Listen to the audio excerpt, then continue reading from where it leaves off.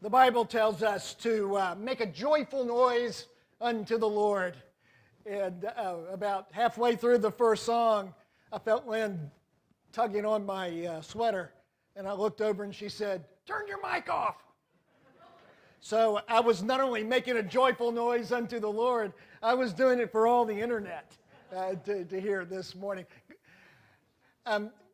Years ago, I worked at camp with a guy named Henry. He was on the board of directors when I was asked to join the board of directors. Henry was a really good guy to work with. He was kind of down to earth, had a good sense of humor.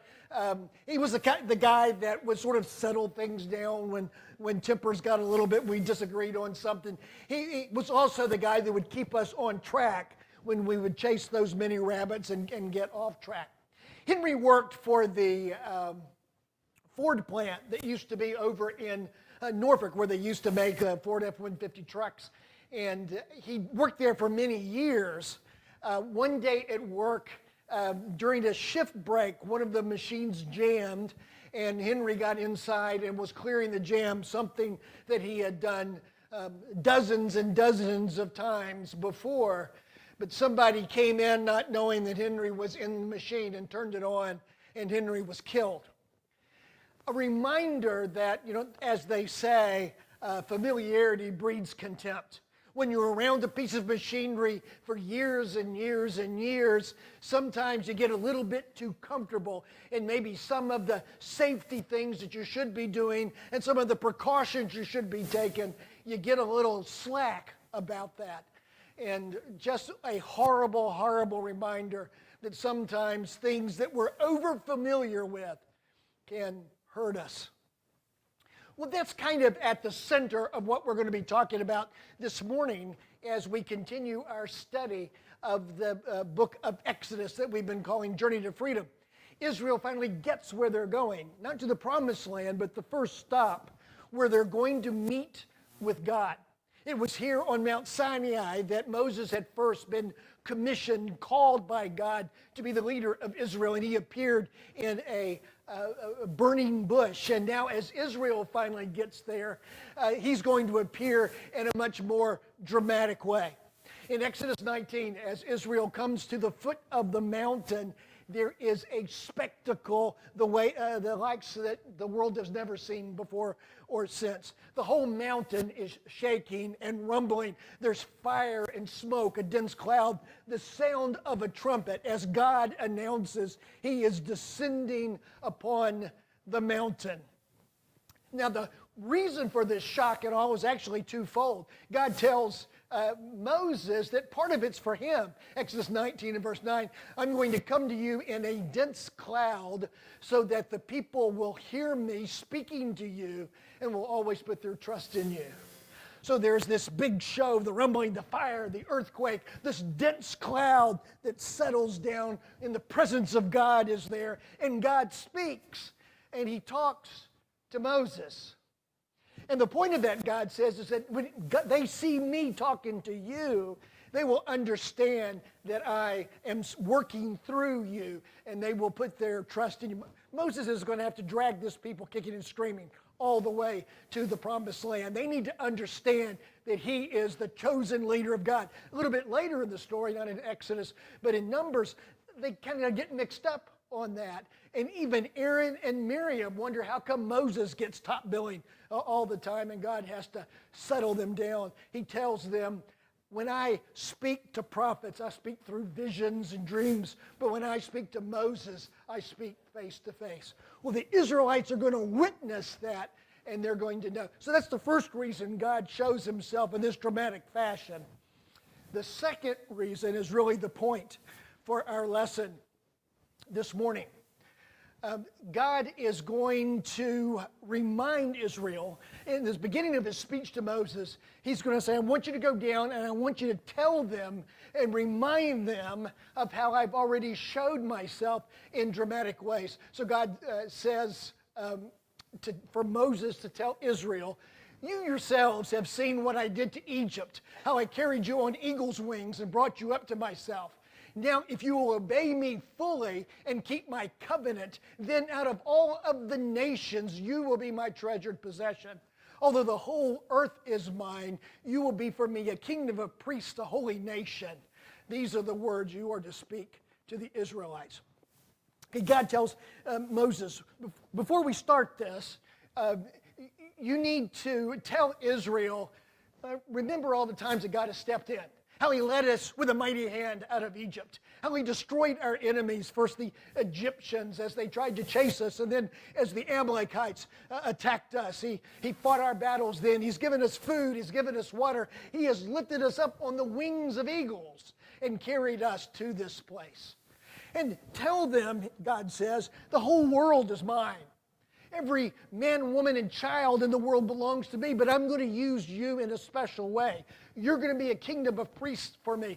You're going to be a way that I am going to mediate my grace through the entire world. So there is something special about you and something special about the way that I'm going to work with you. Moses, you go down and get the people ready for that. Now, they need to be prepared. And so there's this time, this 3-day period of getting ready for them when they're actually going to leave camp, go to the foot of the mountain and meet with God. But before they have to prepare. And so God says, okay, tell them, don't go to the mountain early. Nobody is to run up and try to climb the mountain. Now remember, Sinai is shaking with thunder and there's lightning and it's covered with fire and billows of smoke and the trumpet sound that is blaring. I'm not real sure that Israel had any problems not going to the mountain early. We're going to see how they approach it a little bit later when they finally do. But they're also to prepare themselves by bathing themselves and washing their clothes. They are to abstain from sexual relations for 3 days. They are to be pure. They are to be ready. They are to realize this meeting with God is something to be special, and then they're supposed to be ready for it. I wonder, so many times people will say, and the reason that a lot of times the people won't drag themselves out of bed to come to church or even drag themselves over to the iPad or the computer to put it online is, I really don't get that much out of church anyway. And maybe this is a subtle reminder to us. Maybe the reason that we're not getting anything out of our contact with God is because we're not preparing ourselves. Israel had to be prepared in order to be in the presence of God. They had to be ready to hear what it was that God was going to say. Maybe we're just a little bit too lackadaisical and not realizing that when we come to worship God, we are coming into the presence of the Almighty Creator of all things. And maybe we need to spend a little time preparing for that experience.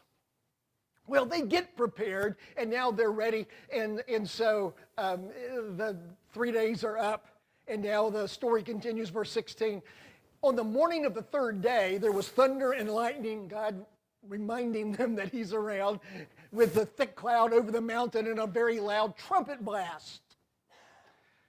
Just imagine that scene for a second. Everyone in the camp trembled. I mean, it's been spectacular up to this point, but now God renews his presence among them. Then Moses led the people out of the camp to meet with God, and they stood at the foot of the mountain. Here's the great mountain bouncing around with thunder and lightning and the earthquake, the thick cloud of smoke, the trumpet blast, and we're going to walk toward it. Moses leads Israel to the foot of Mount Sinai. Mount Sinai was covered with smoke because the Lord had descended on it in fire. Just as God had showed his presence to Moses in a burning bush, now the entire mountain is covered with fire. The smoke billowed up from it like smoke from a furnace, and the whole mountain trembled as the sound of the trumpet grew louder and louder. Moses spoke, and the voice of God answered him. What would it have been like to have been in that assembly? What would it have been like to have God demonstrate in his presence? It's hard to tell this story. It's hard to think of this story without reminding ourselves, these are the same folks that just 2 months later are going to be bowing down and worshiping a golden calf. These are going to be the same folks that are going to have such a lack of faith. They refuse to enter into the promised land. So God is going to try to tell them something, and they're not going to get the point. And we'll see what that point is in just a second. But this is just kind of a reminder, maybe a warning. If ever we think, well, if I could see the things that they saw, and if I could witness the things that they witnessed, my faith would be a lot stronger. Faith is faith because we decide that we're going to believe it and trust ourselves, not because of what we experience or because of what we've gone through. These people experienced all of this, and yet they're going to give up very, very quickly. Now again, as we imagine this scene of the earthquake and the smoke and all of that, that is all setting the scene for what's going to happen next. God is going to speak His commandments. He's going to give His law. Now, in our study of Exodus, we're going to slow down at this point, and we're going to look at each one of the 10 Commandments. So it's kind of like a study of the 10 Commandments folded into a study of the Exodus. Now, the 10 Commandments aren't the most important part of law. You remember Jesus was asked, what's the most important part of the law? What's the greatest commandment? And He said, love the Lord thy God with all thy heart, soul, mind, and strength. That's Deuteronomy 6. And then He adds one, and the second is like it, love your neighbor as yourself. That's in Leviticus. So it's not like the 10 Commandments are the most important laws of the Old Testament, but they are the ones on which the rest of the law is structured. They're kind of like the chapter headings that sum up God's insistence on His people following Him, the covenant that God has with His people. And so the 10 Commandments show us some things about God, about His expectations of us, and so we want to slow down and take a look at those as we continue our look. But today, the point is, God, before God gives this law, He gives this spectacle. The awesome signs of His presence in a way that no one has experienced before. And He invites His people to approach His presence. Come to the mountain. And they hear the voice of God, as we're going to see beginning next week. They hear God speaking the 10 Commandments. And it shakes them to their very foundation. After the 10 Commandments are given, this is the summary that Moses gives us. When the people saw the thunder and the lightning and heard the trumpet and saw the mountain smoke, they trembled with fear. They stayed at a distance and said to Moses, speak to us yourself and we will listen. But do not have God speak to us or we will die. In other words, what they're saying to Moses is, don't let him ever do that again. The smoke and the thunder and all that, that's bad enough. But to hear the voice of God, if He does that again, it will destroy us. The Bible describes the God that we serve as so wholly other, so holy, W-H, and then H, holy, completely holy, that for us to see Him with our physical eyes would destroy us. We could not look at God and live. God told that to Moses, and we're probably a couple notches below Moses in this presence of God stuff, right? And the people respond to this awesome, fearsome spectacle of God by saying, please don't let Him do that again. And Moses responds, Moses said to the people, do not be afraid.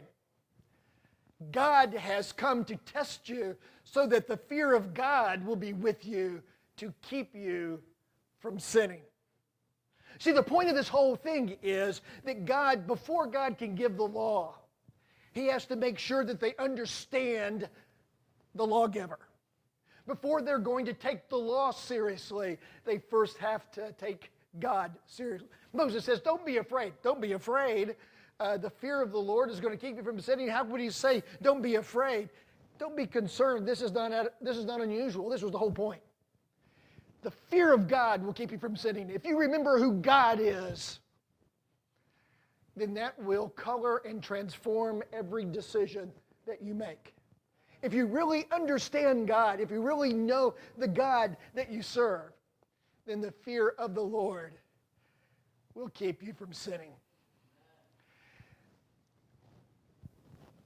We don't have a real healthy view of the fear of God anymore.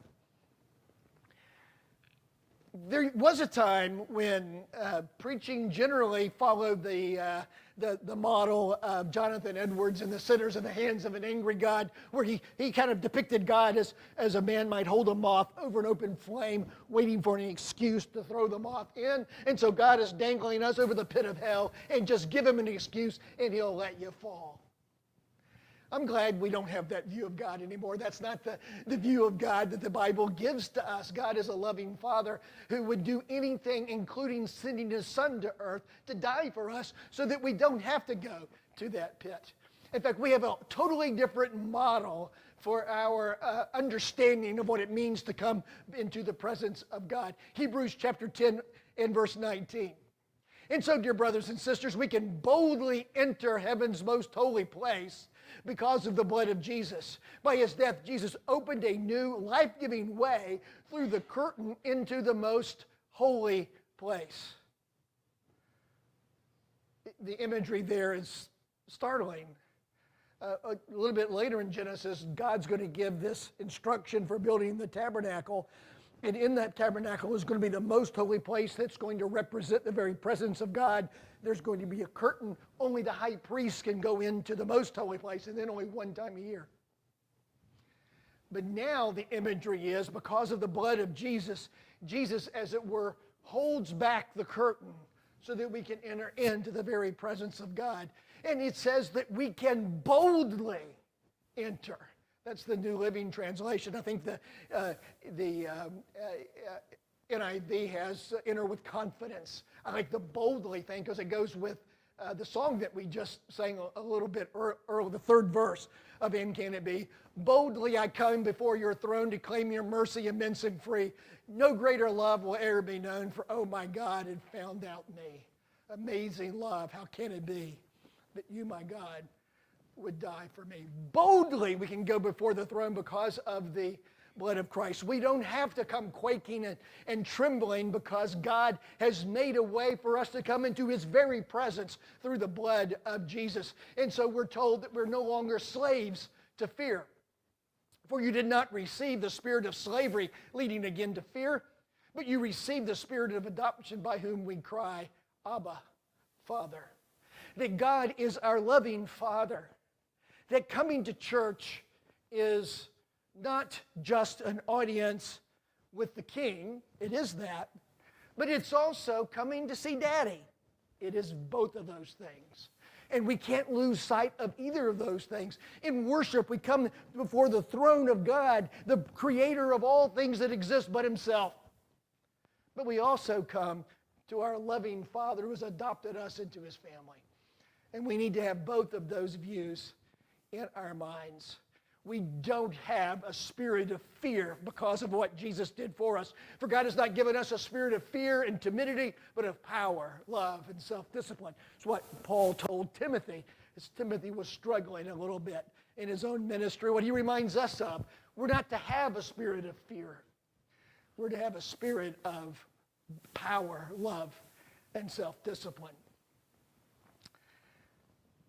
But we need to remind ourselves that this business of the fear of God is not an Old Testament concept that we are now free to discard.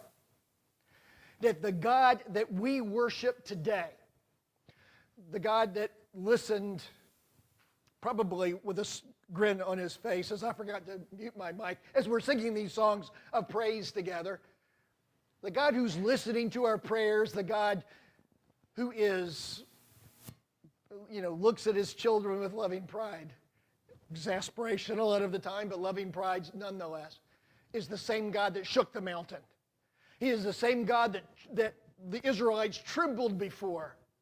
And like Henry in their opening story, we don't need to come to take him for granted to the point that we don't realize that it is a fearful thing to fall into the hands of the living God. This God Jesus reminds us that this fear of God thing is not something that we can simply dismiss from the Old Testament. Here's what Jesus said in Luke 12 and verse 4. I tell you, my friends, do not be afraid of those who can kill the body and after that can do no more. But I will show you whom you should fear. Fear him who, after your body has been killed, has the authority to throw you into hell. Yes, I tell you, fear him. So how are we to respond to God in love and in his grace, as we sang about earlier? Yes, but we need to remember that he remains God, that God was not somehow domesticated between when Malachi stopped writing, when Matthew started writing. That the God of the Old Testament is not the fearsome, destructive God that sometimes we paint him as all through the Old Testament. His loving kindness and mercy and grace is talked about. But when we get to the New Testament, it's not all about butterflies and kittens either. The God of the New Testament is a God of power, a God of holiness, a God before whom Ananias and Sapphira were struck down. They tell them that God is not a God to be feared. We need to remember the very God that we come to worship is the God who shook the mountain. And remember what it was that Moses said, that the fear of God will keep us from sinning. I like this statement from Tolkien. He says, it does not do to leave a live dragon out of your calculations if you live near him. If you got a dragon living in your neighborhood, you better take him into consideration when you're deciding your day-to-day routine, right? Well, if a live dragon is cause to take consideration and calculation, what about a living God? We live and move and have our very being in this living God, and that should transform and change everything that we do. Do not be afraid. God has come to test you so that the fear of God will be with you to keep you from sinning. I wonder if that's the reason that we struggle so in loving our neighbor as ourself, from turning the other cheek and going the second mile, from praying for our enemies. Why we have such a hard time loving our brothers and sisters and being there for each other. Why we have such a hard time in living in the holiness that God calls us to. We don't take God seriously. And if we don't take God seriously, we won't take his law seriously as well. May God help us to see that this story that we're having, that we're studying, this constant reminder of the power and might and care of God, the God who sent jillions of frogs on Egypt, the God who parted the Red Sea, the God who defeated the Amalekites as long as Moses held up. Those stories are there to remind us how powerful God is and how that knowledge of the power of God is to keep us from sinning, to change the very decisions that we make every day, to remember that we are living our lives in the presence of that holy God. In Hebrews chapter 10, verse 30, for we know him who said, vengeance is mine, I will repay. And again, the Lord will judge his people. It is a fearful thing to fall into the hands of a living God. We sang this morning about God being awesome. The word awe is the root of both awesome and awful. Would we ever sing our God is an awful God? That just sounds wrong. But in reality, the meaning is you're supposed to be full of awe when you're in his presence. If we do not respond to God in the way that he has offered his grace to us, then the New Testament, as well as the Old, reminds us it's a fearful thing. It's a dreadful thing, some translations. It's an awful thing to fall into his hands and to be judged by him. May God help us this week to remember the God that we serve. If there's a change that you need to make in your life, if there's something that you need prayer for, some of our elders will be at the back as we sing this next song, and we invite you to to go back as we sing this song and let your need be made known to them. If you have not been baptized into Christ based upon your faith in him and you would like to begin your life of faith in that way, let them know that as well. So let's stand and sing together as we contemplate this God that we serve. Some trust in the chariot. We trust in the name of the Lord.